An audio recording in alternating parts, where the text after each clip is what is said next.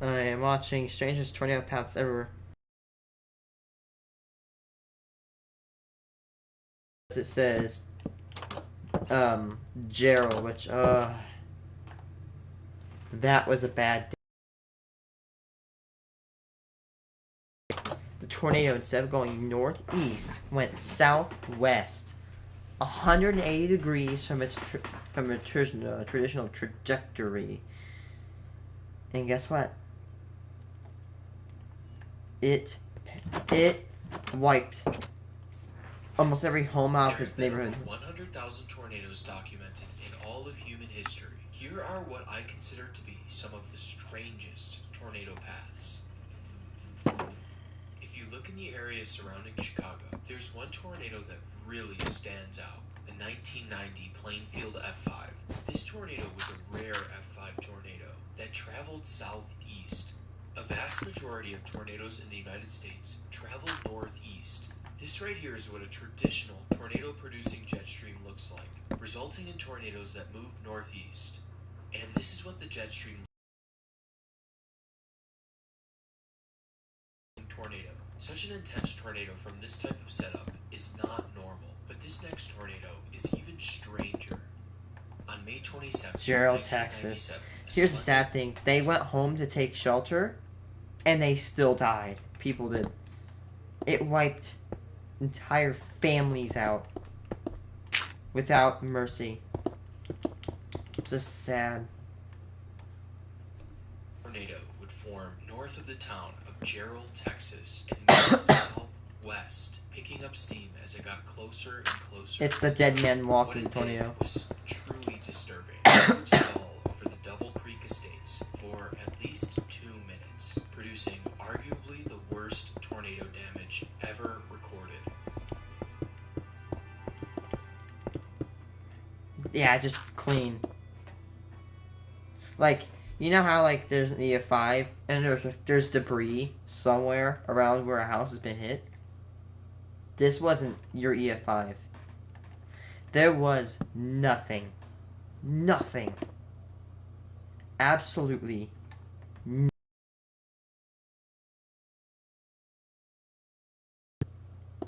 If you were an alien and you came down to Earth and you saw these plots and you didn't even see a house first, you would never know what a house was. You wouldn't even know there was anything there.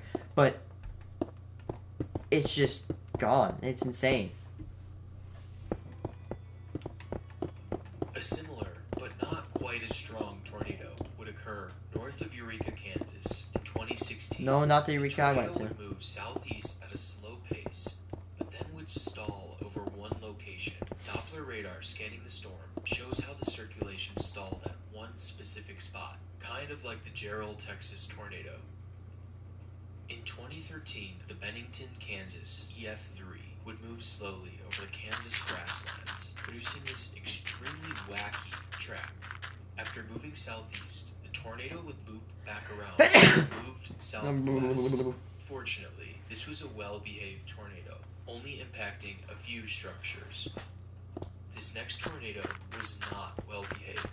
On May 31st, El Reno. 2013, It made a bank. Multi-vortex tornado would form near El Reno, Oklahoma. This tornado would grow to over 2.6 miles wide. It would also change directions multiple times.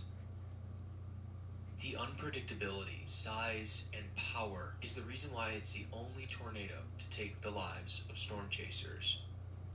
Dude, they had the car of Twistex. Rest in peace, Twistex. The other El Reno tornado, the 2011 El Reno EF5, also exhibited abrupt direction changes, or loops. However, I think the best example of tornado looping happened 20 miles to the east in Moore, Oklahoma, where an extremely intense EF5 tornado looped and changed directions. It's likely this caused even worse damage because the tornado hit the same area twice. Another iconic Greensburg, it looped into a shepherd's hook. The 2007 Greensburg EF5. Right after Greensburg was hit, the large wedge tornado dissipated and performed a counterclockwise loop. While this was happening, a second, even larger tornado was forming to the east, the Trousdale EF3.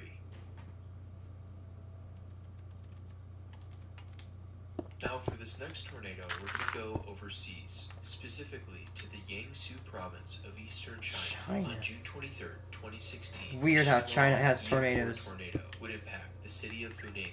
The tornado traveled an almost straight path, which isn't really that weird. What makes this tornado's path so weird?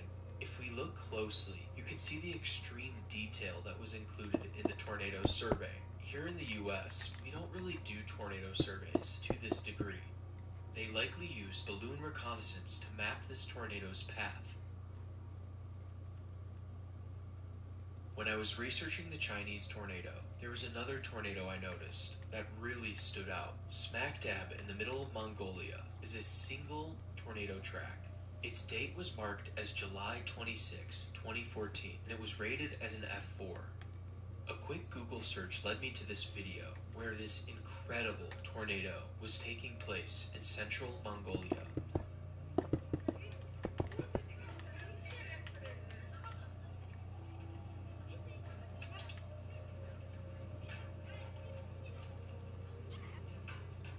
It's pretty clear that this tornado was not a normal occurrence, but was it the only tornado That's a in this history? cool looking tornado. Not at all. Mongolia has a long history of tornadoes, but this tornado in particular was extremely photogenic. I saved the 3 weirdest tornadoes for last. Coming in at number 3 is the Udall, Kansas. That one F5 EF5 that occurred banked on the night right of hard. May 25th, 1955. This tornado is known for being extremely There's a strong, bi-state. but in my opinion, the path traveled by I this don't know if that is tornado actually a is bi-state equally tornado. interesting.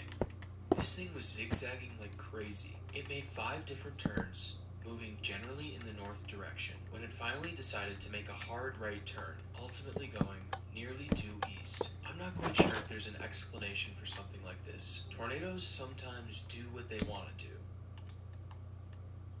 Coming in at number 2, the 2007 Ellie, Manitoba F5 tornado. This tornado was unique for a few reasons. For one, it is the only F5 tornado in Canada's history. It was also incredibly photogenic. Most tornadoes do not look like this, but the reason why it's included in this video is because this tornado had an extremely weird path. The tornado started out southeast towards It the looped, town I of think, Ellie, like, I counted Manitoba. 7 times. It would then take a few sharp turns, then looping. It came out of the loop traveling due south and would then take another sharp turn right towards town. The tornado would then do a second loop, inflicting F3 to F5 damage. Yeah, and it whooped. Despite being a relatively small vortex, this thing was extremely strong. The Ellie, Manitoba F5 had one of the strangest paths of all time. However, this next family of tornadoes June was 4th, even Grand stranger. Lake.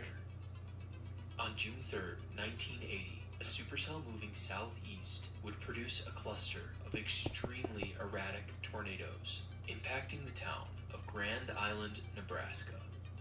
The first tornado that formed was northwest of town and was already extremely erratic.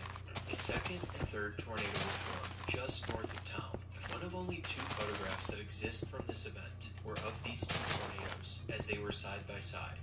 The fourth tornado formed east of town. As if it was possessed, it traveled back towards town, arcing south, doing its worst damage near South Locust Street, ultimately getting a rating of F4, making it the most impactful tornado of the event.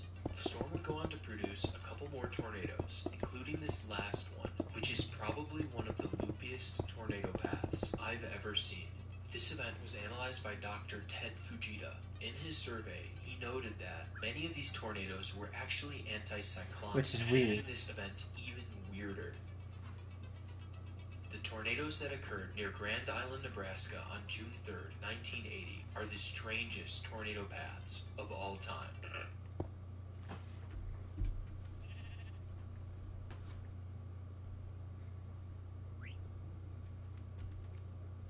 Tornado lost media. The dead man tornado was story. So a walking few toward years it. back, my friend Carson and I, we're just hanging out, and we're talking about tornadoes, because he's really into tornadoes as well. We're talking about all the tornado topics. Moore, Joplin, Andover, James Spann. Suddenly, he goes, yo, how crazy is that dead man walking photo from the 1997 Gerald F5 tornado? And I'm like, what are you talking about?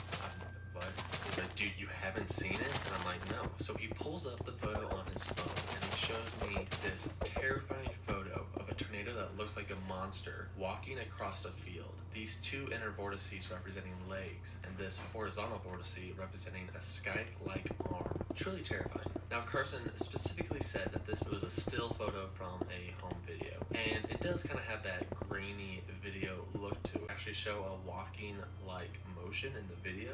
I mean, I had so many questions. So later that night, I tried to look it up. I tried to search for the dead man walking tornado video, and I went down a major rabbit hole. So that's what we're talking about today. We're going to go over one of the most infamous Yeah, that was the tornado Gerald videos of all EF5. time. Is this truly a still taken from a video? Who took the photo/video? Where was this photo/video taken? And we'll also talk about other famous dead man walking tornado videos, including Joplin, El Reno, Coleman, and Xenia. But before we do that, be sure to subscribe for more tornado content and other weather phenomena here at Soil Studios. Let's get into the video. Okay, first things first though, we should probably talk about the 1997 Gerald tornado event as a whole, because it's actually a pretty unique tornado event.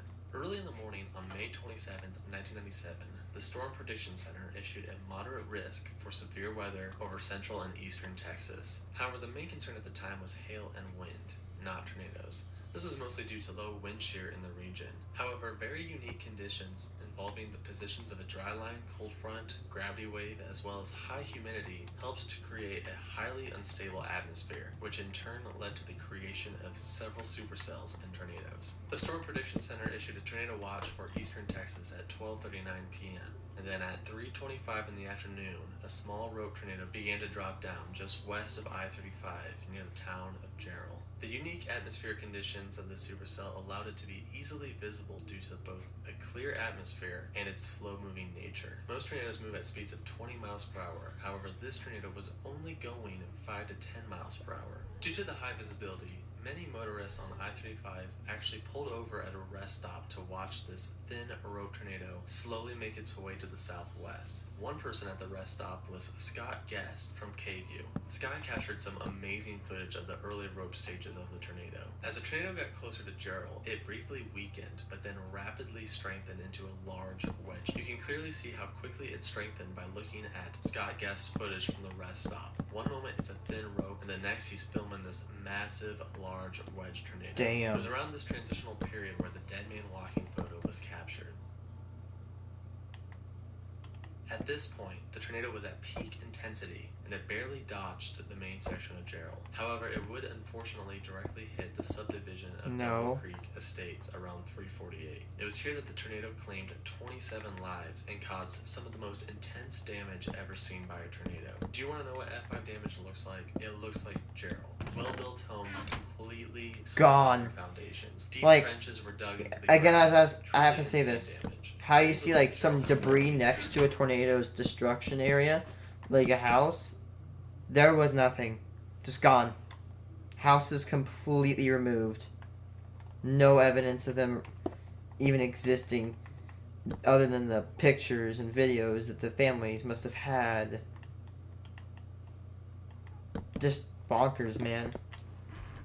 100 miles per hour, while others claimed the wind speeds were around 260 and that the intense damage was caused by the tornado's slow movement. So let's go back to the photo real quick. This was taken right before it went into Double Creek Estates. So this was literally the moment before 27 people would lose their lives, which really just adds to the terrifying nature of the photo. But where did this myth and legend start? Where did it begin? Well, the origins of this specific photo being called the Dead Man Walking Tornado photo can be traced to a Channel 5 documentary that aired on TLC back in 1999. About a third of the way through the documentary, they showed this clip. An ancient Native American legend speaks of the dead man walking. If you see him in a tornado, you are about to die.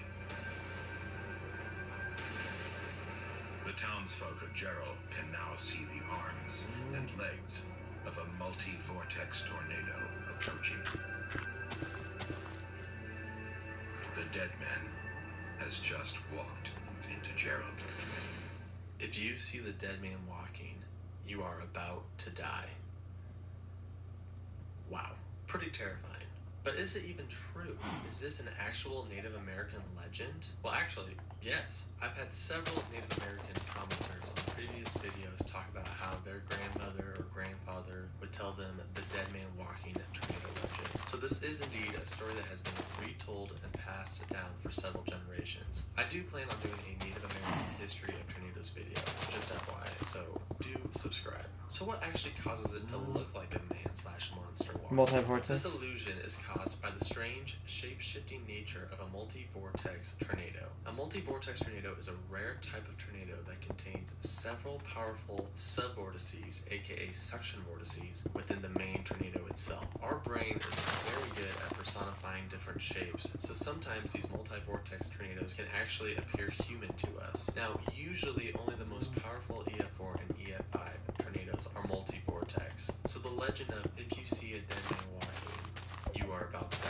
is actually kind of based on truth, because if you're in that close of a proximity to an EF4 or EF5 tornado, you're in a really dangerous situation. So where did this photo/video come from? Well, of course, I started off by looking for the footage on YouTube. The first video that pops up when you search dead man walking tornado footage on YouTube is the dead man walking tornado documentary that we spoke of earlier. And I watched the entire documentary for a video version of the photo, only to come up empty. However, I did notice that during the actual dead man walking sequence, there are other stills from the exact location. You can tell by the trees and stuff, see how it's the same trees in these different photos. So there's no video, however, we do have multiple images at this point. So what else pops up? Well, below the documentary is a video uploaded by Angel Escobales Jr.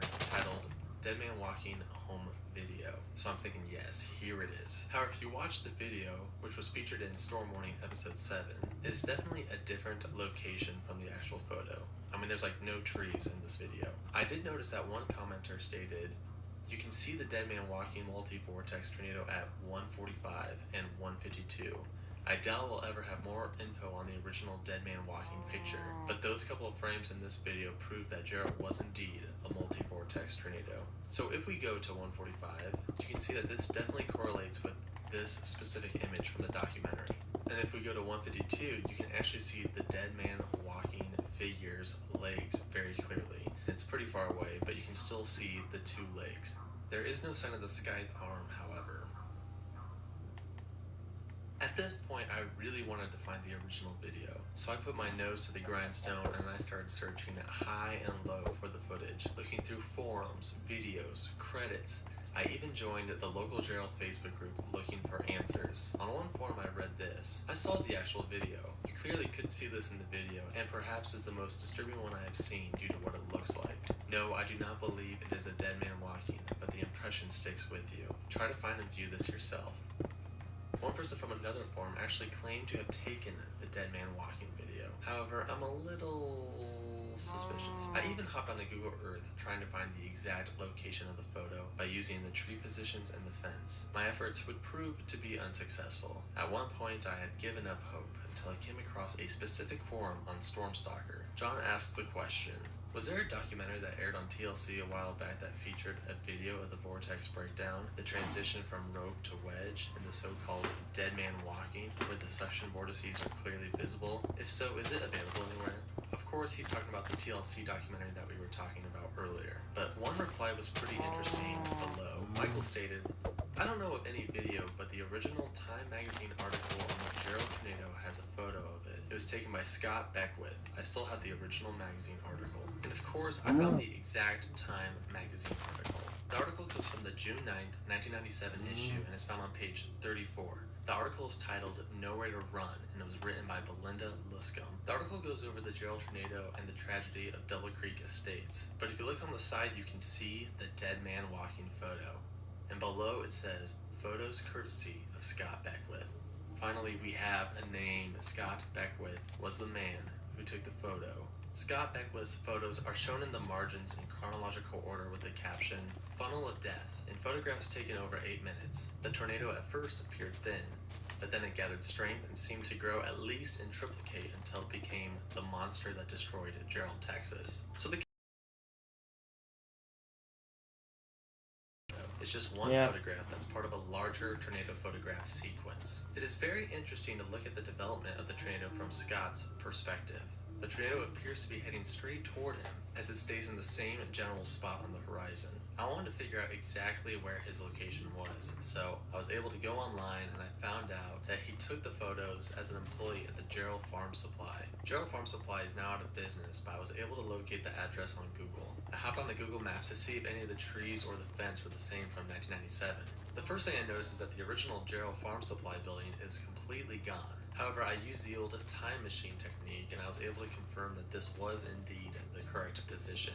I surveyed up and down the road trying to find the exact spot. I noticed that there was this little metal fence thingy in the photographs, so using that I was able to find the spot where the photos were taken. And yeah, the landscape does appear to look very similar. Now, the last photo in the sequence shows the tornado at its most violent point, but you'll notice that the foreground is completely different. Well, that's because the tornado actually crossed in front of Scott slightly to the left and ended up in this position, which tragically correlates over the exact spot of Double Creek Estates. I wanted to know more about Scott Beckwith and his famous photograph sequence, and I came across this book, Gerald, by Mary H. Hodge and Priscilla S. King. I purchased the book, and it was very interesting. You should check it out if you want to know more about the event and the town of Gerald. I purchased this book because it goes more in depth with the Scott Beckwith photo sequence. In fact, there are several of his photos that I had never seen before. He was even able to capture a moment when the condensation funnel completely disappeared between the rope stage and the multi-vortex stage. Look at this amazing photo. Scott Beckwith was even able to capture photos of the insane damage that occurred at Double Creek Estates. So much about the 1997 Gerald, Texas tornado is unique.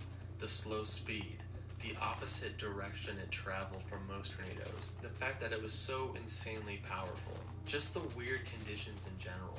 And that's why footage of this tornado is so important. It truly was a strange meteorological event, and the more knowledge we have about it, like footage, the better we can predict something similar happening in the future. Angel Escobales Jr. has done an exceptional job trying to piece together the 1997 Gerald tornado, and I highly recommend you check out the channel. One video is completely dedicated to finding the missing Gerald tapes. The conditions were perfect for filming this, so it's likely that many people have home videos of this and are just sitting on them or they're buried somewhere. So if you have footage of this, be sure to upload it to YouTube, send me a link, or send me the video, or send Angel the video. The dead man walking tornado phenomenon isn't unique to Gerald. There are several other prominent examples with other tornadoes. This footage was captured during the Joplin F5 tornado that occurred on May 22nd, 2011. These vortices look like huge monster legs walking into Joplin. Another prominent example is from the 2011 Coleman F5 tornado that happened only a few weeks earlier on April 27th. There are several moments during this video that show a walking-like motion. This dead man walking gif was captured during the 2013 El Reno tornado, and there are several photographs of the 1974 Xena F5 straight tornado up nightmare that show fuel. lake-like features. So that's the story of the dead man walking tornado. This really is a real-life monster, and that's what's so intriguing to me. People love to talk about made-up monsters and scary fairy tales and strange lore, but this is real, and it's terrifying. So if you see the dead man walking, go to the lowest level of your house in the most interior room. For real. Thanks for watching.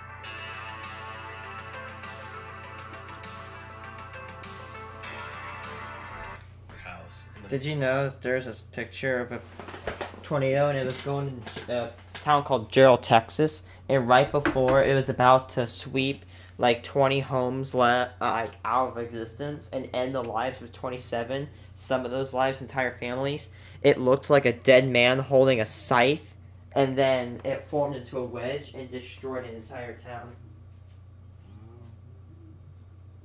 Scary stuff. Be right back, I'm gonna go get a charger.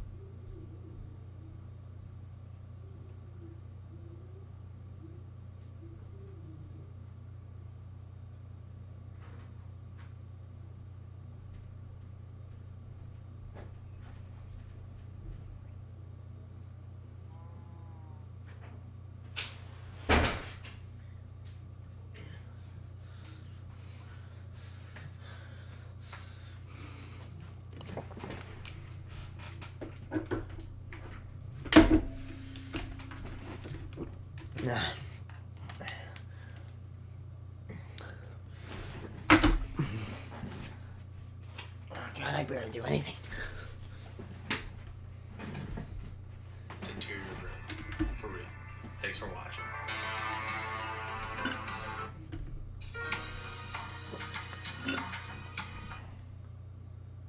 Inflow into that. Quick tornado. 2012 Super Derecho. Late June. Why, did I show you the picture of the derecho that hit on June 29th? On June 29th, this giant derecho hit my house. If you don't know what a derecho is, let me introduce you. It's actually pretty interesting. Derecho, Spanish for straight, is a giant storm. They're noticeable by they look like giant like bows on radar, and they bring intense winds, tornadoes, and other severe weather events. It feels like they're peaceful, like what's it called? Like they're noticed by like a bow on radar, and they have low precipitation on the front of them, which is usually the east side of them, with very strong precipitation right behind it, and they look kind of calm at first, but then when they approach, they bring these like 40-mile-an-hour winds, and it hits you.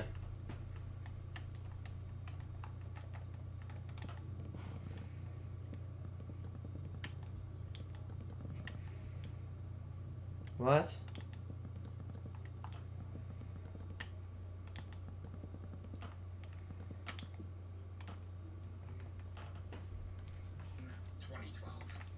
You should, from where you get, I think you get derechos probably once every 2 years. I get them every year.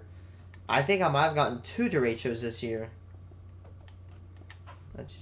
United States, people were sweating bullets because of an intense heat wave caused by a stagnant weather pattern.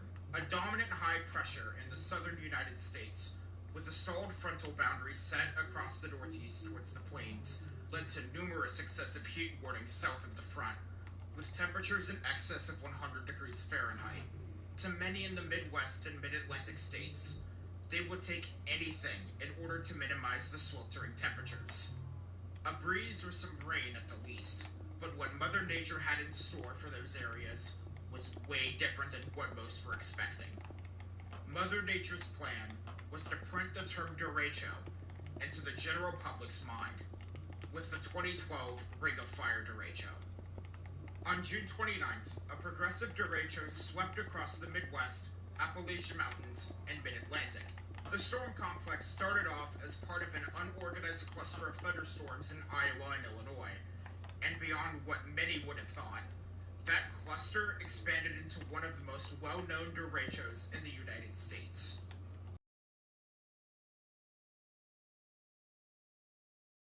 Yeah, and a derecho, it isn't like one of these little fart storms that pops up on radar. No, it's an organized storm, and they will bring heavy winds.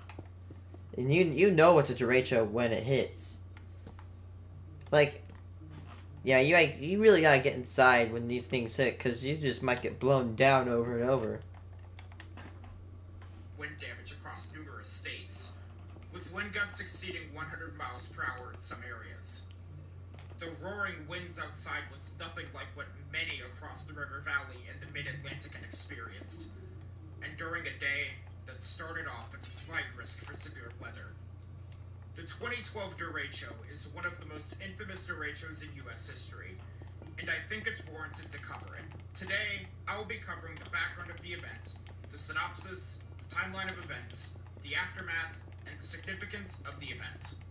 Welcome to Nature's Fury. When most think of the Ring of Fire, many think of earthquakes and volcanoes, or Johnny Cash. However, it's also relevant to meteorology. The name, not the term in seismology or Johnny Cash. The Ring of Fire refers to a specific severe weather setup involving a dominant, strong high-pressure system and ridge located in the southern United States. This planet's our only home, but we're not treating it that way. No kidding. Greenwashing speech. We are not treating That it high-pressure correctly. system pushes warm air towards the ground in combination with summertime heating, creating a heat dome. Those underneath the heat dome are subject to extreme temperatures reaching well in excess of 100 degrees Fahrenheit. In the atmosphere, strong high-pressure systems are usually pushed out by strong frontal systems. In the case of Ring of Fire setups, the high pressure can stall out for multiple days due to a lack of Canadian cold fronts and weak winds in the jet stream. Along the edge of the high pressure system is where the Ring of Fire lies. Because of the hot temperatures associated with the high pressure system, alongside high dew points, the atmosphere is incredibly unstable and is full of energy along the edges of the system. Storms can grow upscale into large severe storm systems if there is decent mid-level flow observed along the ridge itself, and assuming the storms can break through the cap. More recently, on June 29, 2023, a derecho occurred in a Ring of Fire setup in Illinois. Ring of Fire derechos aren't uncommon, but the 2012 derecho is more well known not only for its unusual synopsis, but also for where it hit. But real quick, most people who like these videos are not subscribed to the channel. If you enjoy my content, please consider subscribing. It helps the channel and tells me I'm doing something right. Anyways, back to the 2012 derecho. Starting on June 20th, a high-pressure system and strong mid to upper-level ridge centered over Baja California shifted northward into the Four Quarters states. The high pressure was stalled over the plains for multiple days, breaking hundreds of temperature records from Colorado to portions of Canada. The high-pressure system Man, it and is. the ridge moved eastward. Is it hot over the where next you week. live right now? By the end of the month, the ridge was still present, located over the southeastern United States. To the north, a broad but strong mid. Is it hot where you live right now? Was over Canada. Embedded within the trough was Oh, a it's like short-wave trough 100 moving here. from It's gonna reach Ontario triple to digit. Quebec, Dude, tightening the height gradient if and a leading to freaking cold front comes in, it's gonna be over. A cold front is a grounded mass of cold air that will actually push up other air. It's like a bulldozer. Basically it's a mass of cold air that is moving through a system. If a cold front usually comes through, that can bring thunderstorms, rain, severe weather, and other things. A warm front is a moving mass of hot air. And the thing about it is if cold air masses and hot air masses collide each other, the cold air will force the hot air up, causing possible vorticity events, and therefore tornadoes. So that's why if a cold front comes through and it pushes up this hot air and the cap breaks, it should it might bring some bad stuff. reasonably strong mid-level flow across the Great Lakes. This On hot the air right surface, now is the it's stationary probably front acting as a spanned cap. from southern A cap will Iowa to suppress the Pennsylvania. severe weather. South of the front, a very warm air mass was in place, with temperatures in the upper 70s and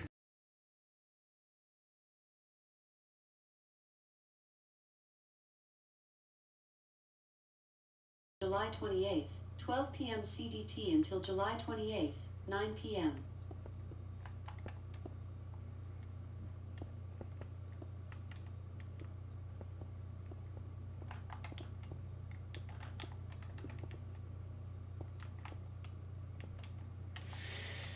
Dude, it is hot.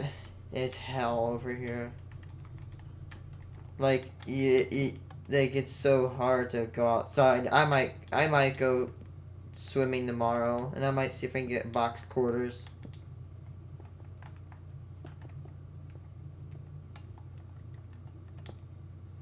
By the way, I will not be on from I think 11 to 1 from the 30th and the week after due to me working. Dude, I can't wait. If it's like 11:30, that's 15 extra hours. Dude, I'm going to get paid handsomely. Oh, that's kind of rude for me to say. Sorry. I should get paid pretty decently if I do that work, which is going to be great. I need that money because I keep spending it all collecting coins. was that storms could fire in Iowa and potentially move across the Ohio River Valley and into the mid-Atlantic. But the threat was noted as conditional early on.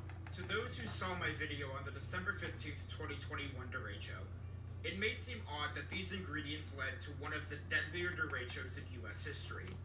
But that's because the 2012 derecho was not like what was observed on December 15th. In fact, it was a different type of derecho. What happened on December 15th was a serial derecho, which is usually associated with an extensive squall line, or QLCS, with multiple individual bow echoes that form a series of scallop-shaped structures known as line echo wave patterns, or loops. Serial derechos usually form in association with well-organized low-pressure systems and a strong mid to upper-level trough.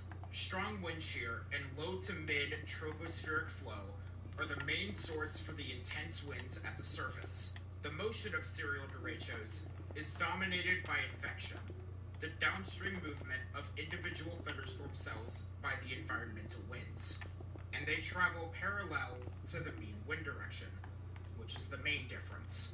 Serial derechos are often easier to forecast because the primary forcing mechanisms responsible for their development are fairly well sampled by today's observing network. Progressive derechos are different. Progressive derechos are often much smaller in scale and are not associated with strong and well-defined low pressure and trough systems. Instead, progressive derechos form along stalled frontal boundaries, with the MCS traveling perpendicular to the mean wind direction. The motion is dominated by thunderstorm propagation, the development of new storm cells downstream from existing ones. According to the National Weather Service, low to mid tropospheric flow in the neighborhood of progressive systems is typically not strong, suggesting that, in contrast to serial type events, the intense surface winds observed result more from storm-induced downdrafts than from the downward transfer of fast mid-tropospheric flow. In fact, too much mid to low level flow can prevent progressive derechos from occurring, like what happened on a predicted but ultimately non-existent derecho on June 14, 2023. The wind shear was too strong and kept cells discrete, preventing upscale growth. So what do progressive derechos rely on in order to form and thrive with little forcing nearby? Extreme instability with high cape and high lapse rates, while still needing some mid-level flow in order to continue moving forward. Progressive derechos are extremely difficult to forecast because they arise in relatively benign large-scale environments with little to no identifiable atmospheric forcing. So with the differences between a serial and a progressive derecho explained, what did the numbers look like on June 29th, 2012? Winds at the 850 millibar level were weak, ranging from 10 to 30 knots. The weak winds were directly related to the lack of a well-defined low-pressure system and trough, and the lack of strong winds within the jet stream. Winds at the 500 millibar level across the Ohio River Valley and the mid-Atlantic ranged from 30 to 60 knots, with decent flow. Effective bulk shear was more than sufficient for storms to become an organized, long-lived line of storms. At 17 UTC, bulk shear was over 35 Making a knots gym across now. the Gym Ohio and yoga River area. Valley, with 40 I already plus built knots a little of baby bulk shear bank. downstream of the thunderstorm complex. So with adequate deep layer wind shear and flow, how unstable was the atmosphere? It was about as unstable as a Ryzen 7800X3D on an Asus motherboard. The atmosphere was a loaded gun that could allow for any small rain shower to expand and explode into a potent MCS and eventual derecho, assuming they could break through the cap. I remember once I thought that Surface-based creeper cape was absurd, spawners existed. with the vast majority of the Midwest and Mid-Atlantic observing cape No. in excess of 2,000 joules per kilogram. Numerous areas observed cape in excess of 4,000 joules per kilogram, and a few areas observed cape in excess of 6,000 joules per kilogram. Wait, how many? Numerous areas observed cape in excess of 4,000 joules per kilogram, and a few areas observed cape in excess of 6,000 joules Holy per kilogram. hell. Effective inhibition, or the strength of the cap, was strong. 6,000 joules per kilogram? That's violent energy right now. On the surface, with the exception of portions of northern Iowa and Illinois, where the developing thunderstorm complex remained until it moved into Indiana and Ohio, where surface convective inhibition began to weaken throughout the day. Mixed layer cape was also observed, with mixed layer Cape frequently being above 3,000 joules per kilogram and reaching as high as 6,000 joules per kilogram. Convective inhibition at the 100 millibar level quickly eroded as the storms moved into Indiana. Mid-level lapse rates across the eastern United States were above 7 degrees Celsius per kilometer, with the majority of the eastern half of the country observing rates in excess of 8 degrees Celsius per kilometer. The mid-level lapse rates originated from an unstable air mass located above the Mojave Desert 60 hours prior to the derecho. Low-level lapse rates ranged from 7 to 8.5 degrees Celsius per kilometer. Surface temperatures were dangerously hot, with those underneath the ring of fire feeling like they were burning, with temperatures being in the mid to upper 90s and breaking into the triple digits come the afternoon and evening. The humidity was not helping, with dew points being in the 60s to 70s in the same areas, causing heat indices to be over 110 degrees Fahrenheit. The heat wave was That's just and the fuel. potential was there for a strong MCS developing on the 29th. However, predicting the potential for what developed into the derecho was beyond difficult. The Day 3 forecast by the Storm Prediction Center on June 27th put a 5% probability ranging from South Dakota into the Ohio River Valley and the Northeast, with the forecast discussion stating that supercells would be possible, with convective development being confined to the frontal boundary. Deep layer shear was predicted to be 40 to 50 knots. NWS Wilmington put out a forecast discussion on the 27th, stating if deep layer shear NWS was what? predicted to be 40 to 50 knots. NWS Wilmington put out a forecast Wilmington? discussion on the 27th, That's an odd name. stating I thought they said if Bloomington. mid-level flow can erode capping, a high-end damaging MCS event is possible, as the synoptic setup will be an ideal derecho type environment with extreme instability on the edge of a cap and strong northwesterly mid-level flow. The Day 2 forecast put a general thunderstorm risk over the same areas, with a 5% probability being put in place. The threat was now expected to be more in line with a wind event, with the 6Z outlook mentioning that surface heating and low-level convergence could initiate isolated thunderstorm activity anywhere along the boundary. If storms could initiate despite the warm air aloft, moderate deep layer shear and steep low-level lapse rates would be enough for isolated wind damage. The 6Z Day 1 outlook had a slight risk over Iowa, Illinois, Wisconsin, Indiana, Michigan, and Ohio, with a 2% TOR and 15% wind and hail risk. The expectation was for a few clusters of strong to severe storms to develop in the afternoon and overnight hours within the I love week, my way of but building the stuff. problem It's so came simple. down to where storms would form, as the outlook stated that the foci for initiation appeared rather vague within the corridor, although the end of the paragraph notes that confidence was increasing regarding initiation in Iowa and northern Illinois. At the 13Z outlook, a 30% wind risk was introduced in Illinois, Indiana, and Ohio, with a 30% SIG hail risk being introduced as well. Convective evolution of the thunderstorms was still unclear, with the expectation that multiple storm clusters may develop and grow upscale into a forward propagating system, with the risk of damaging winds and large hail spreading across the slight risk. At the 1630Z outlook, there was still a fair degree of uncertainty on the convective evolution for the afternoon and into the night. SSEO guidance maintained the cluster through the Appalachian Mountains, while the NAM, not as strong, suggested that convection would fester for several hours over the Midwest. The expectation was that the severe threat would be limited to the west of the Appalachian Mountains. However, come the 20Z outlook and the 1Z outlook, when the storms had already developed into the derecho, a moderate risk was issued for Indiana, Ohio, West Virginia, and Pennsylvania at the 20Z outlook, and West Virginia, Maryland, and Virginia at the 1Z outlook. Progressive derechos are extremely hard to predict, and the SPC nor meteorologists expected the events of June 29th through the early morning hours of the 30th to pan out the way they did. It was an extremely conditional setup, and with the perfect cards in Mother Nature's hand, the worst case scenario was about to unfold. The morning hours of June 29th were already hot across the eastern United States. Meteorologists across the Ohio River Valley and Mid-Atlantic made mention of the threat for severe storms later in the afternoon, but the public was focused on trying their best to escape from the deadly heat. Very few would have the idea of a potential windstorm on their minds, but Mother Nature had already begun playing her hand during the morning hours. During the early morning hours of the 29th, showers and thunderstorms moved into Iowa from Nebraska. However, those were not the original thunderstorms that are credited with the origins of the derecho.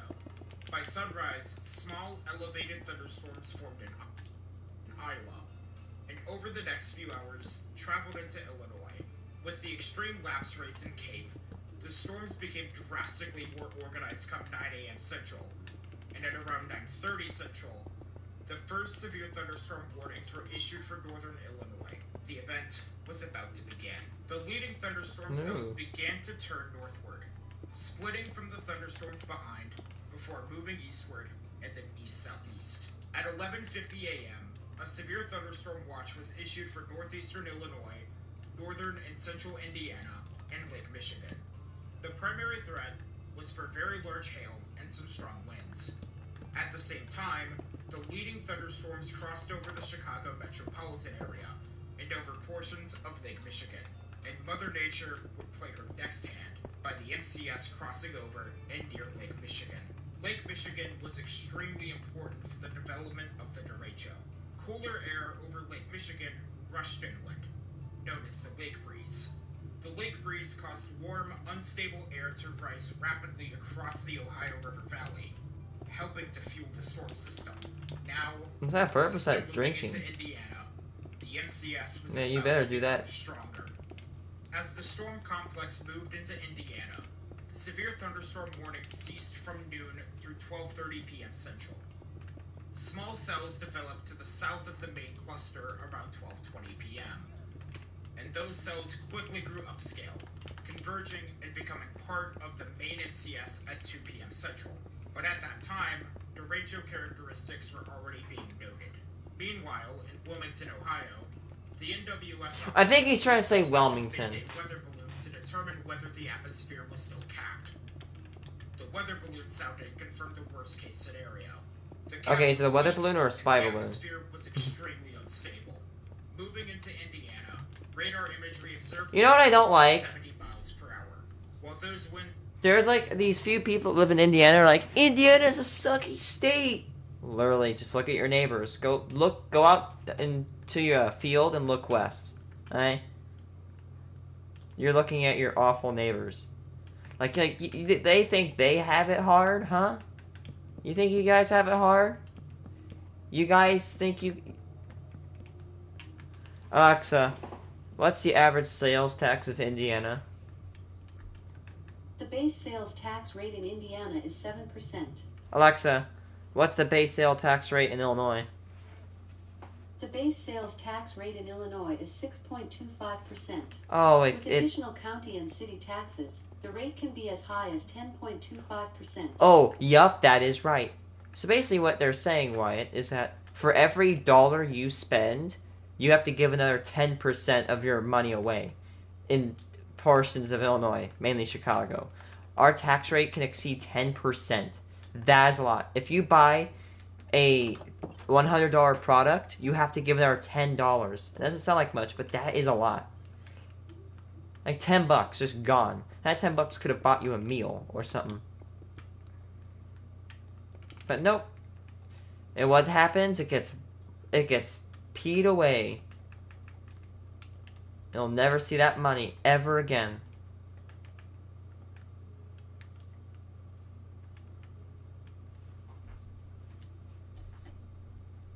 elevated, the winds intensified as they approached the KIWX radar site. Over the span of 2 You'll have hours, winds of 65 to 85 miles per hour developed within the line segment. Gadget? Wait, Gadget makes War Thunder? I thought they all... Just before 3 p.m. Eastern, the line reached Fort Wayne. Many looked up in the sky to see the dark shelf cloud approaching the city. At the airport, a measured wind gust of 91 miles per hour was observed. Throughout Fort Wayne and the surrounding communities, trees crumbled due to Do the you hear? sheer Do you hear how fast the the winds were? airport, a measured wind gust of 91 miles per hour. 91 miles an hour. Surrounding communities, trees That crumbled is due to the strong. sheer force. 91 mile an hour winds. That's like EF1 speeds. And you might be wondering, okay, that's not impressive, but this isn't from a tornado. This is from a windstorm. This is from a derecho. That is insane. That's fast for typical storms. High winds. Power lines snapped and fell onto the ground, and transformers exploded. Doppler radar indicated that in Fort Wayne, winds in excess of hurricane force battered the city. After passing through the city, a well-defined bow echo shape was observed, a classic derecho indicator. Shortly after the line moved through Fort Wayne, Why do they make those severe echoes? I've never thunderstorm got watch was that. issued for Ohio, far northern Kentucky, and into West Virginia, with a greater than 95% probability Dude, of 10 or more severe you know what I loved winds. about my school is that I taught the history teachers some things. I taught some of my teachers some things. I heard that. Did you fart? Oh, I thought I heard that, bruh. Dead ass, no cap. But I like how I have to say I like how the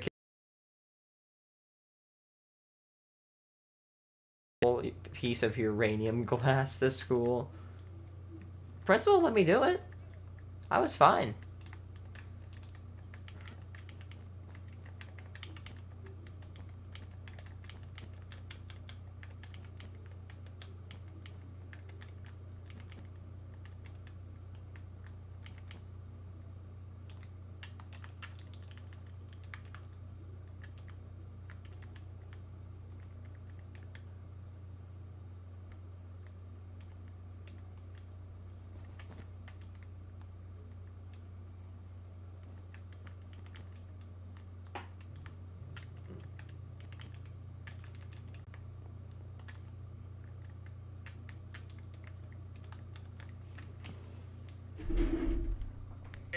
The derecho would begin to show its true ferocity.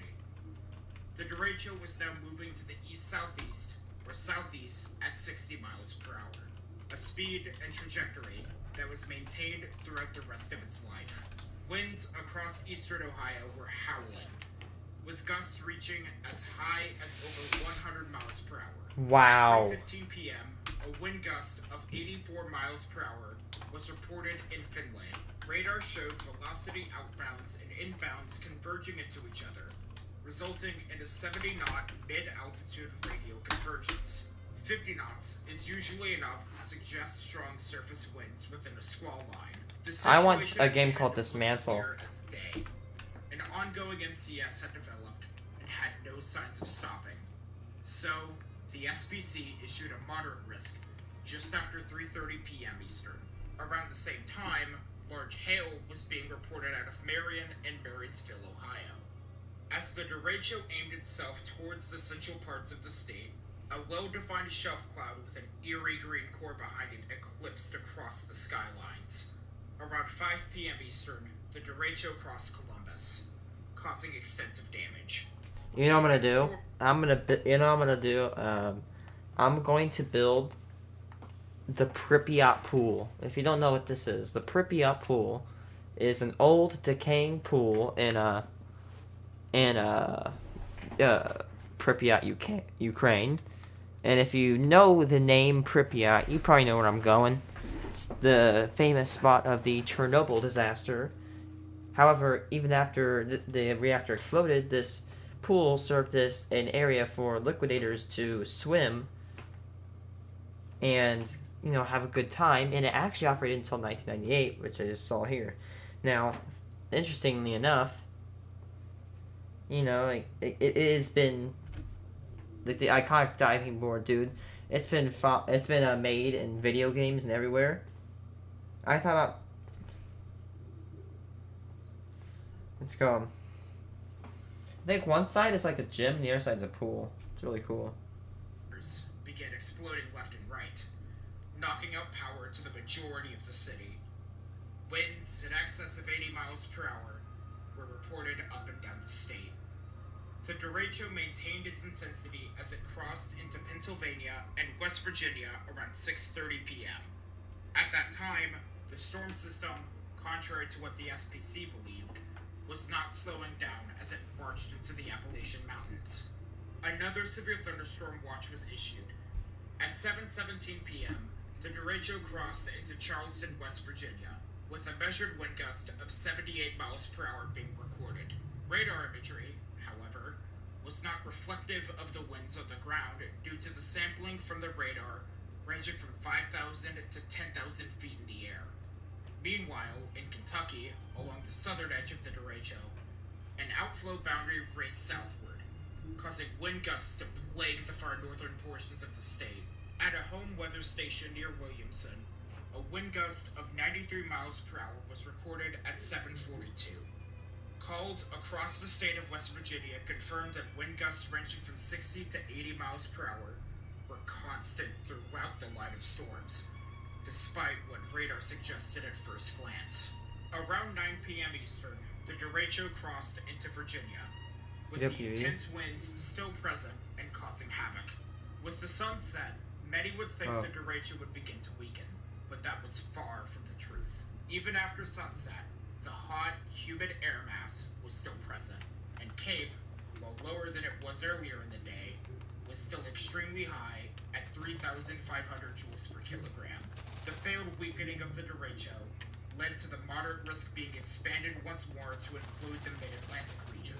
At 9:10 p.m., the Roanoke-Blacksburg Regional Airport measured a wind gust of 80.6 miles per hour, the highest wind gust ever measured at the site.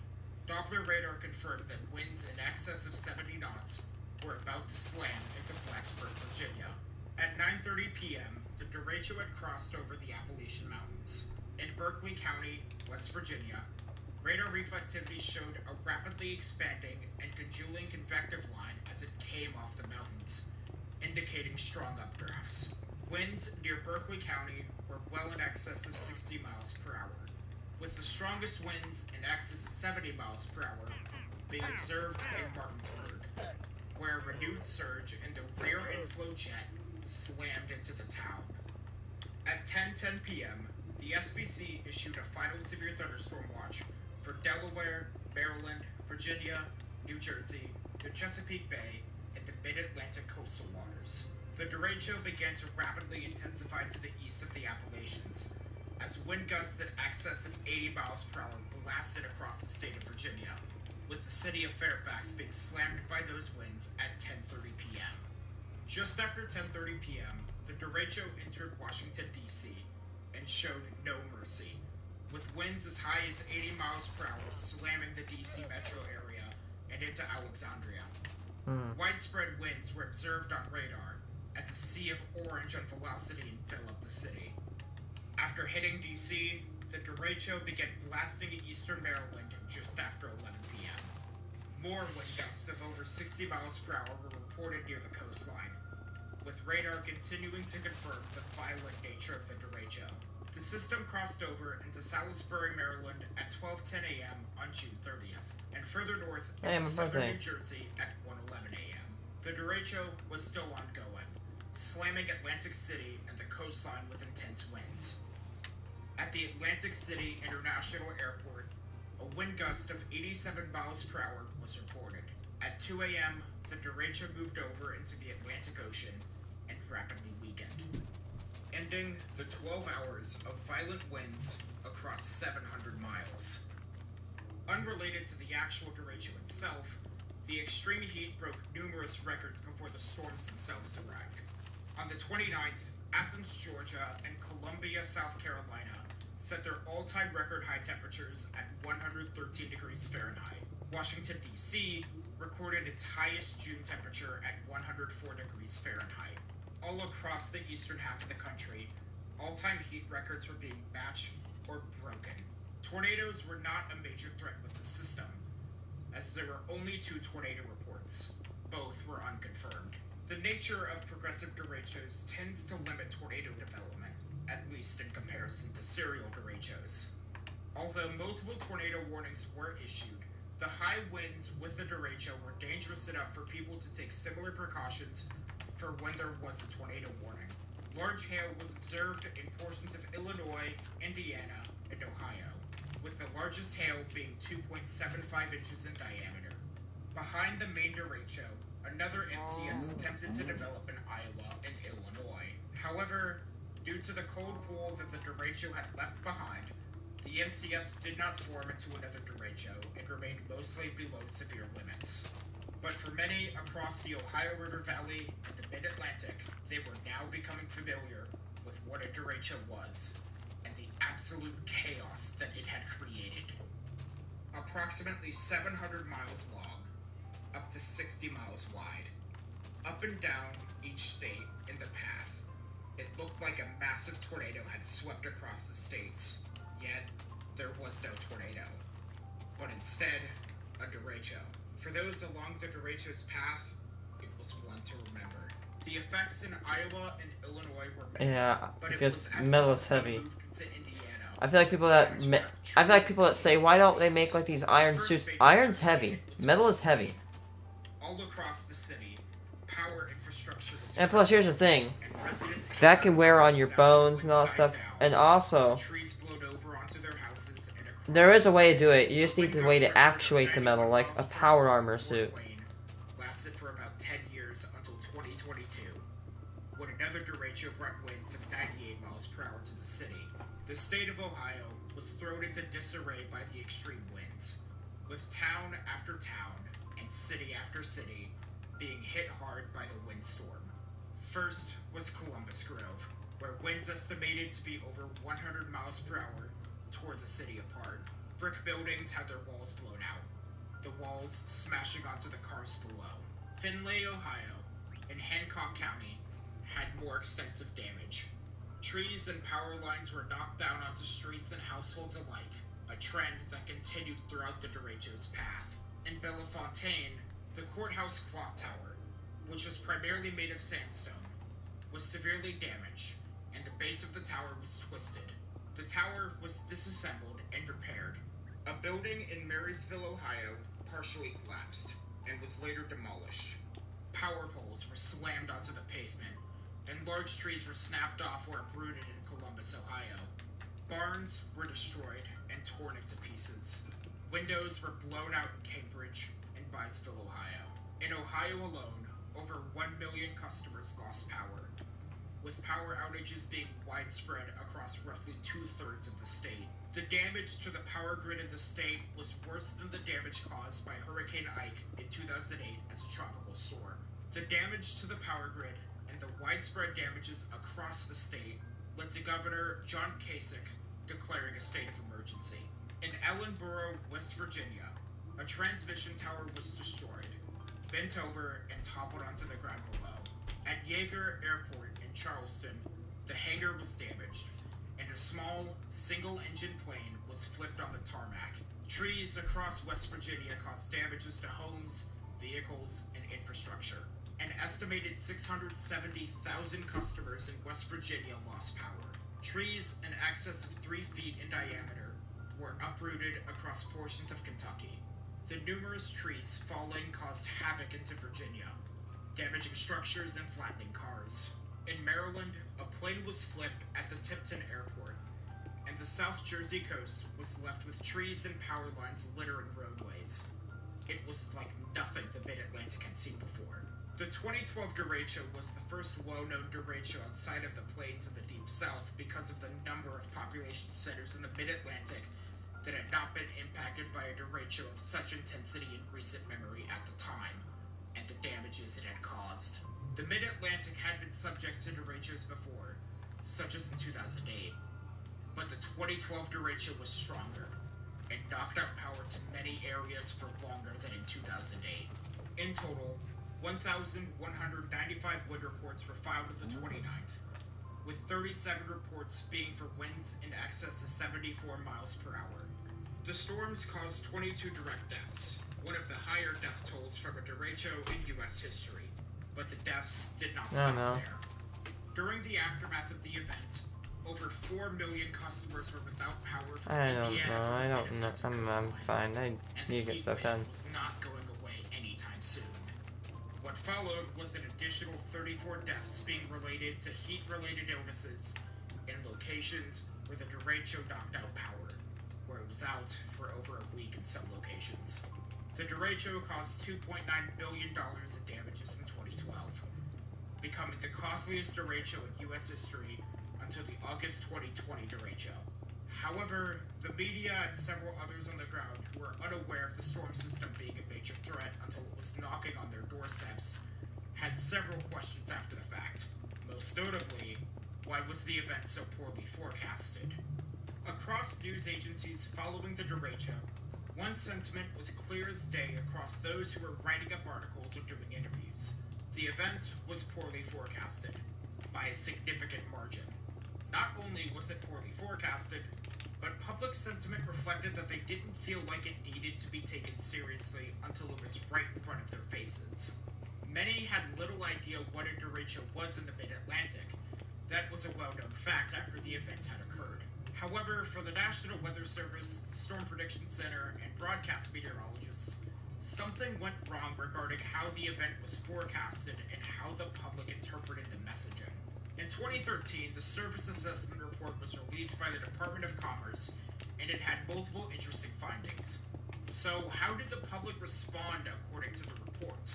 Surveys were conducted in Ohio and Virginia, asking participants about how they received Yeah, it warnings, is. It's the best what Lego they game did in my when the opinion. warnings were issued, the effectiveness of the warnings, and the perceptions about severe thunderstorm warnings. It can get a little bit. It can get a little bit stale after a while, but in terms of like, world building and open world stuff, it's the best. There's no like real life. Issued.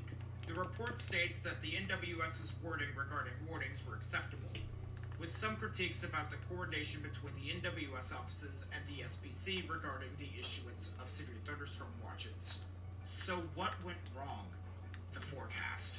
Forecasters at both the SPC and the NWS rely heavily on the National Centers for Environmental Prediction, or the NCEP operational models to forecast thunderstorms. If models such as the NAM or GFS show a strong signal that thunderstorms will develop, forecaster confidence is increased. Generally, they are looking for a coherent precipitation area generated by the models that persists and, in the case of a derecho, moves downstream. For the event in question, both the GFS and the NAM did not show precipitation for the time the derecho was occurring. Therefore, those models were of little use to predict a forecasted derecho. The lack of a signal in the NCEP models from 3 days prior right up until the event occurred impacted the preparation and content of forecasts, outlooks, and decisions made. But not all models showed nothing.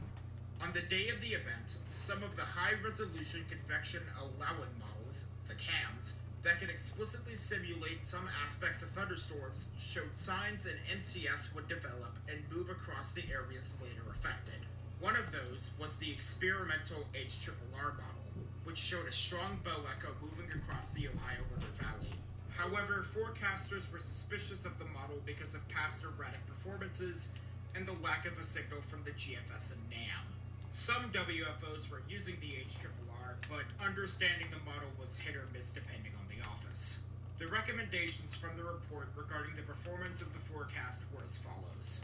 The NWS should invest in infrastructure that would provide the computational resources to operationally run the CAMs, with the Environmental Modeling Center needing to develop a fully supported ensemble of high-resolution convection allowing models that cover the Day 2 outlook.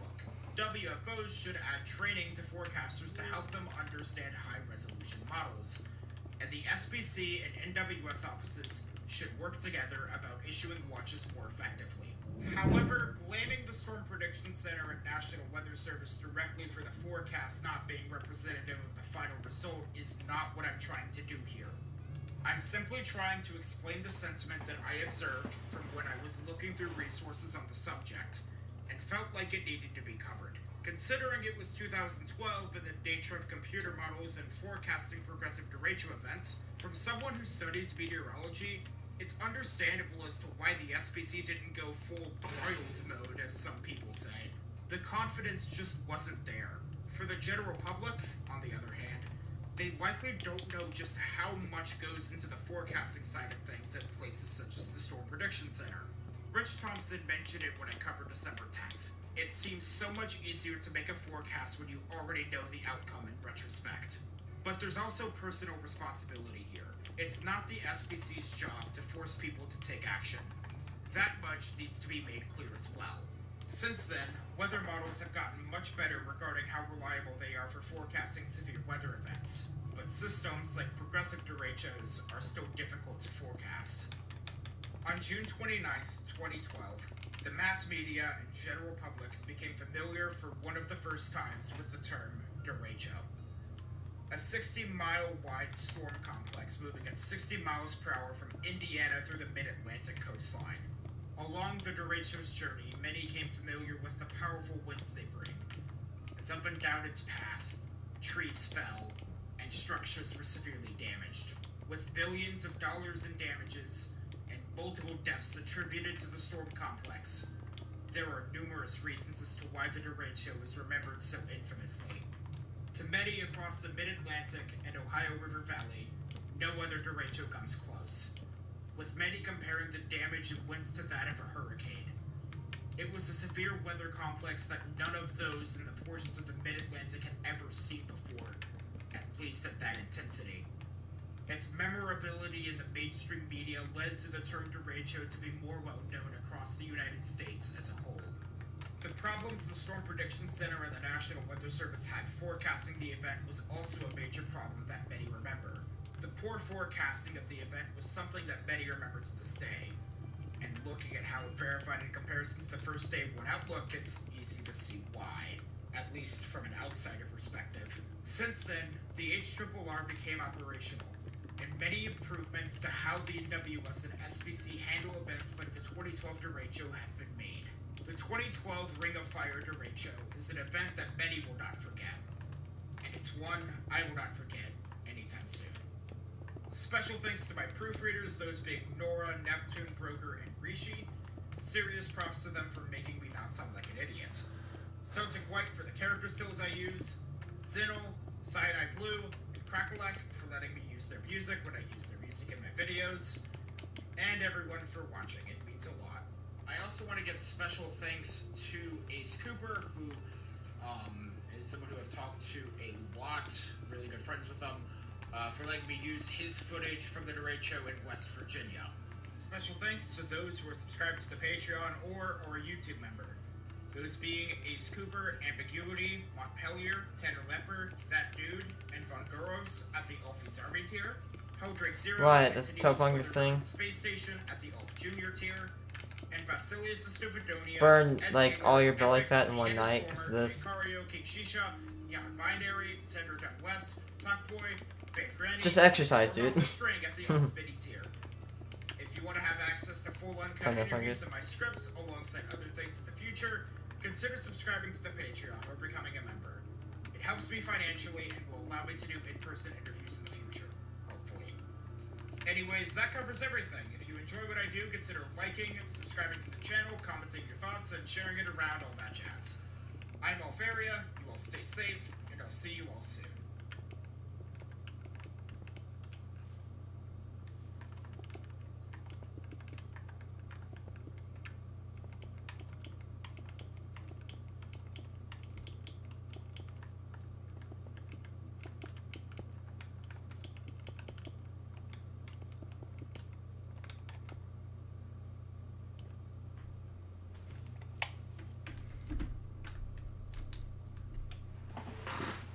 Of course, this isn't the exact replica structure of the Azure pool, that's apparently what they call it.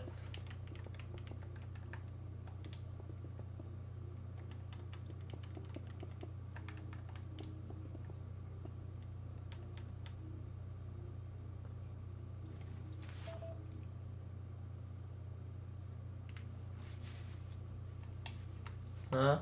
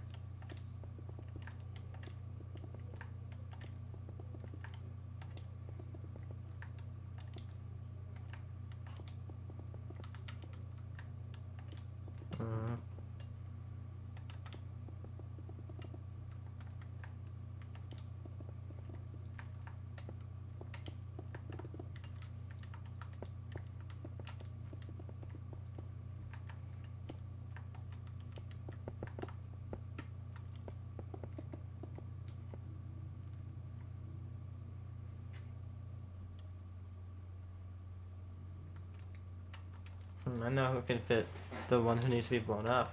Weak, weak. No, him. Case.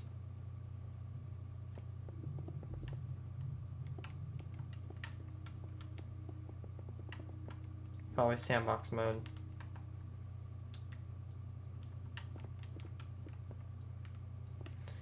Oh, dragons apparently in the Lego world, I think they actually spawn like in like these cloud things. They're really hard to find.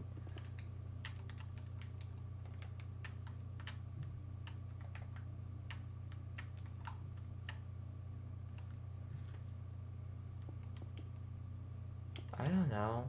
Probably like the 1x1 tile.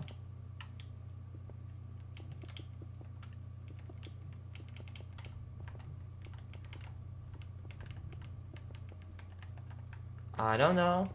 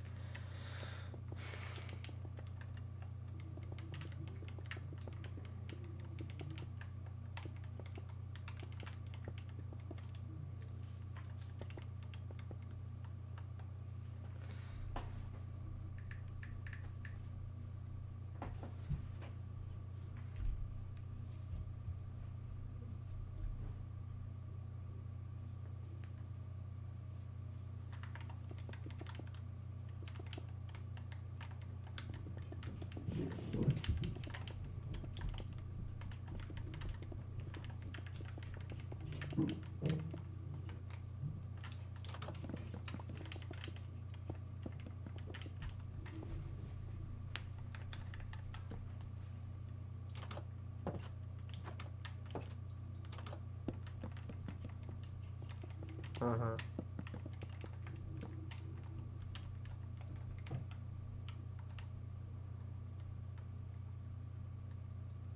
No, I remembers what? Oh my god. That's very vague. I kinda do remember. Like, bruh. You probably have to. Oh, wait, never mind.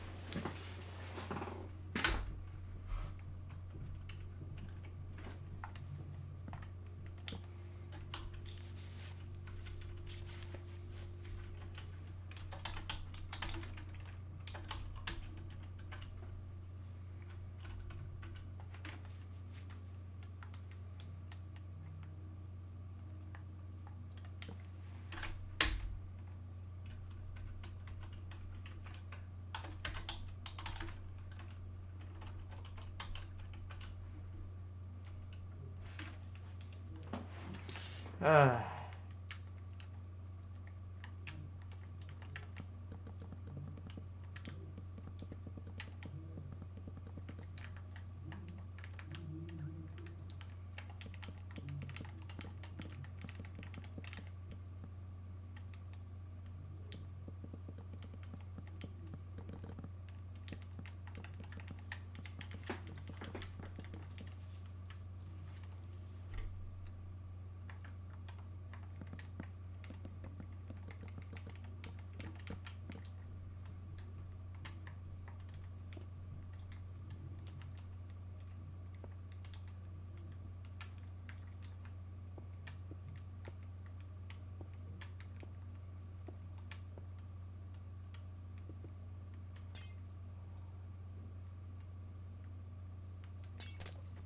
I don't know.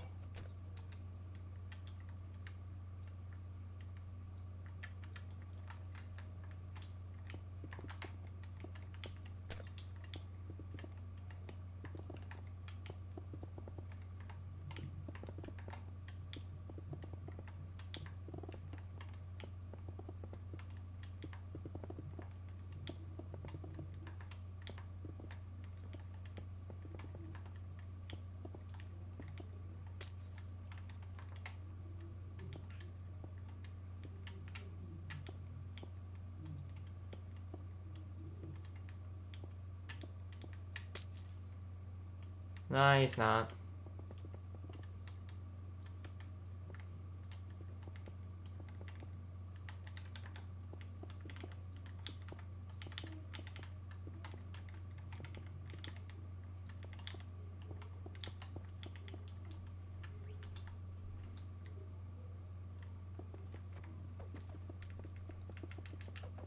And for the conduit up here.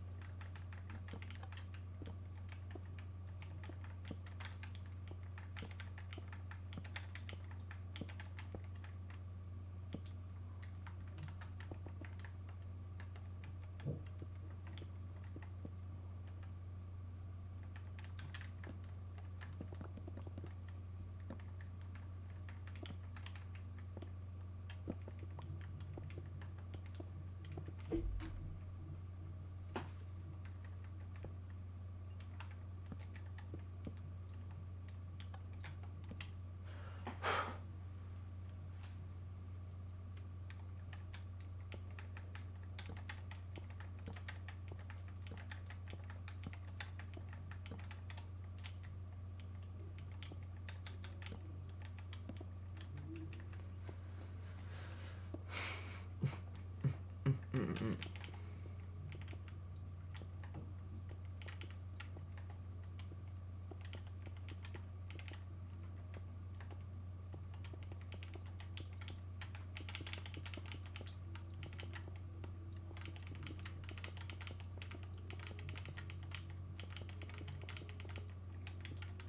Look at this.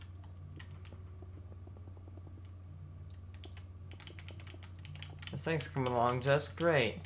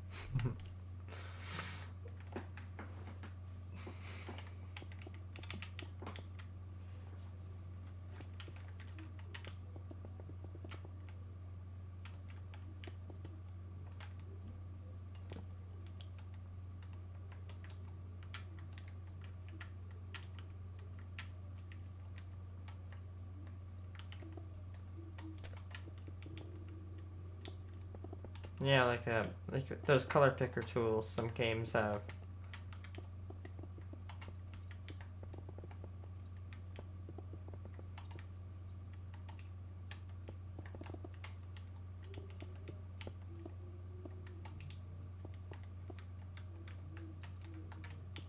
I wonder how hard it would be for Mojang to make slab combining code where you could like put like a bottom wood slab and then put like a top stone slab. They gotta do that. You can do it with a few glitches and commands and mods, but still.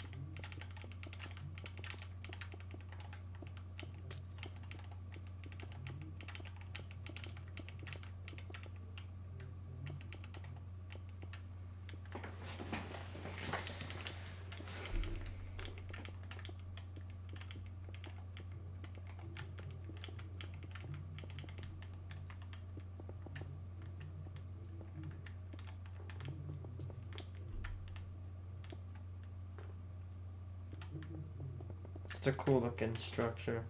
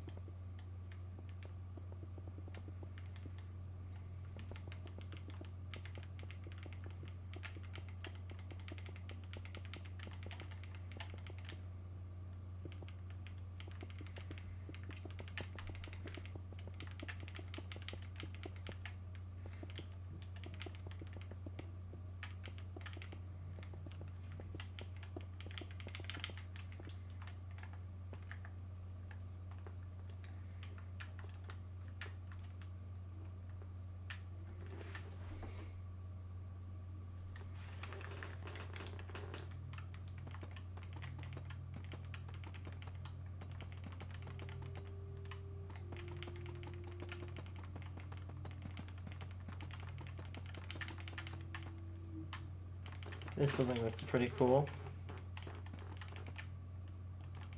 It's not exactly how reserve pool's laid out, but still, it looks cool nonetheless. Look at that.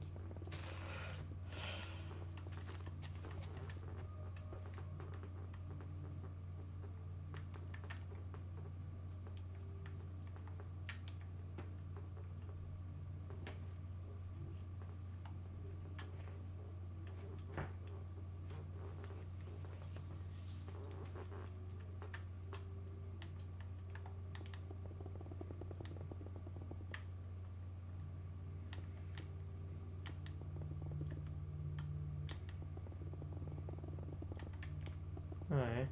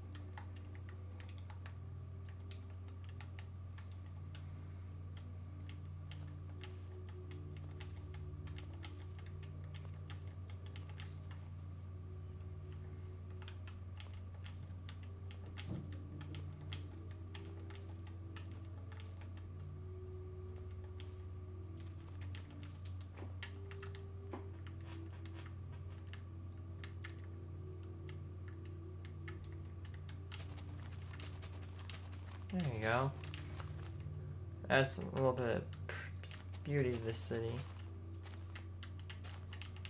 I can't use these little slots of grass, so I might as well just try to put some flowers on them.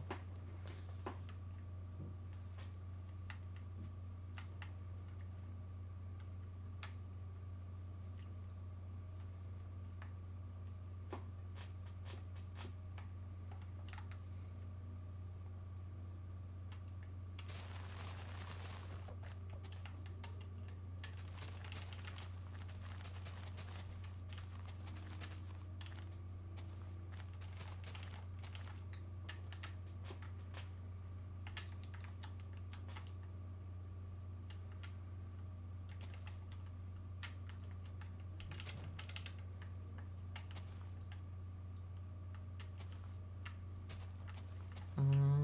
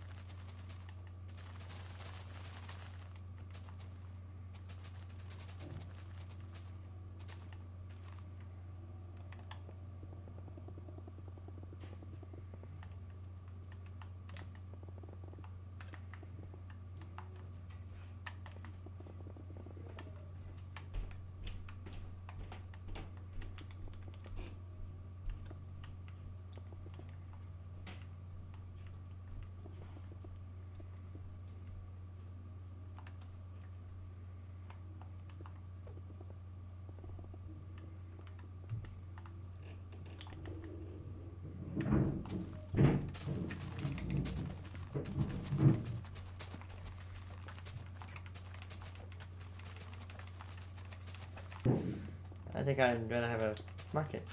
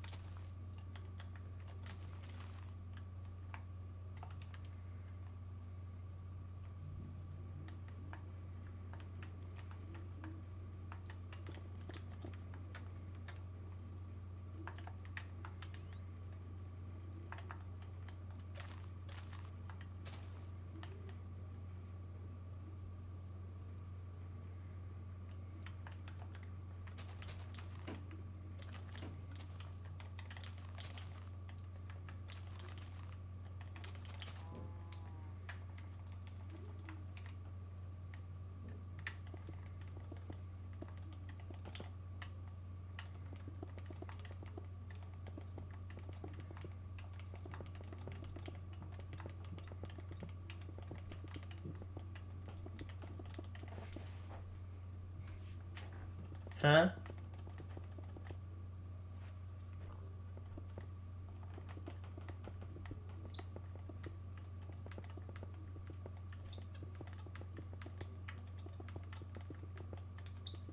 Mm.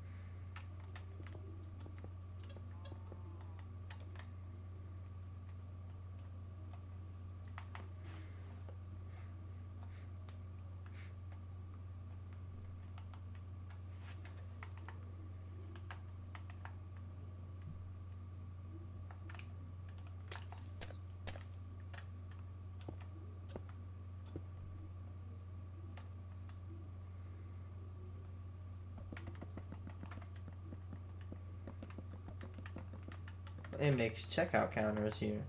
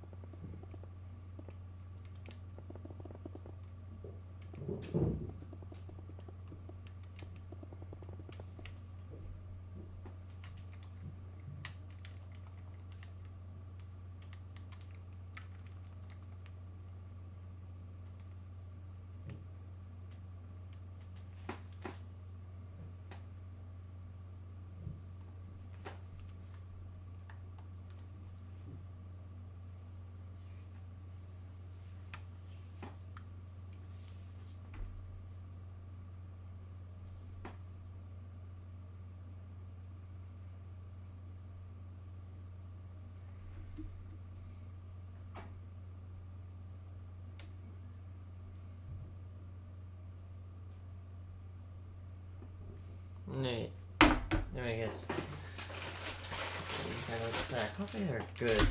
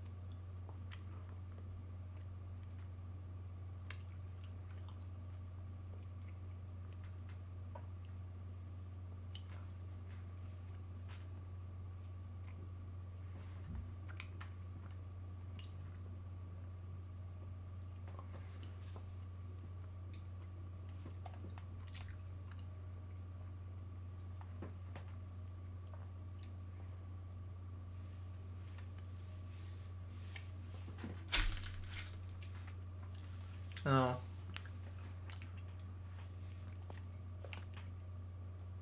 No. I'm gonna send you a picture of this beautiful skyline now.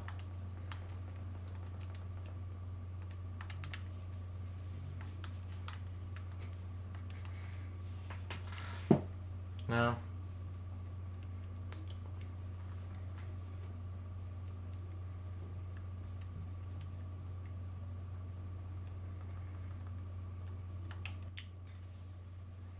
Yeah.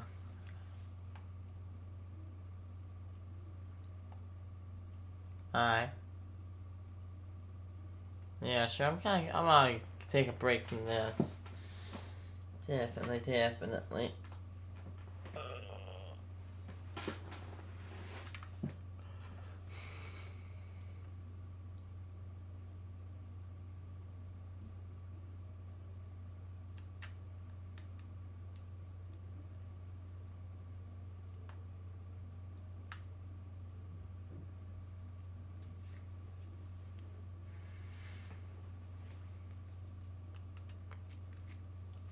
I'm gonna build I'm gonna try to see if I can build San Francisco type houses over here. Man, look at that, the small little chunk. I want to fill this, maybe try to fill it, half of it before the month ends. Man, we're very close to finishing. That's gonna be market. I'm sorry, but I need to take a break. I mean, today I built this, and this, and all that. Hopefully I'll come back. I probably won't, but I'll try to come back and finish that.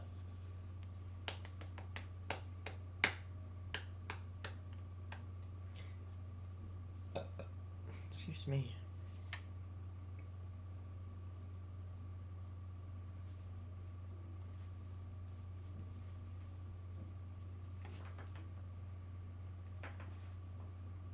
Again, we're gonna have the mint right there. We're gonna have the mint. I'm gonna put the mint right there. Now, if no one knows what that is, a mint is a building, especially a building or branch of treasury that has specified purpose of producing and making brand new currencies and like coins and cash. Currently, the United States has 4 mints. However, 2 of them make business coins. Denver and Philadelphia make business coins, while San Francisco and West Point make collector's coins. Anyway, I'm gonna go. I don't know if I'll be back, but I'll try to finish up the supermarket, maybe finish some other stuff.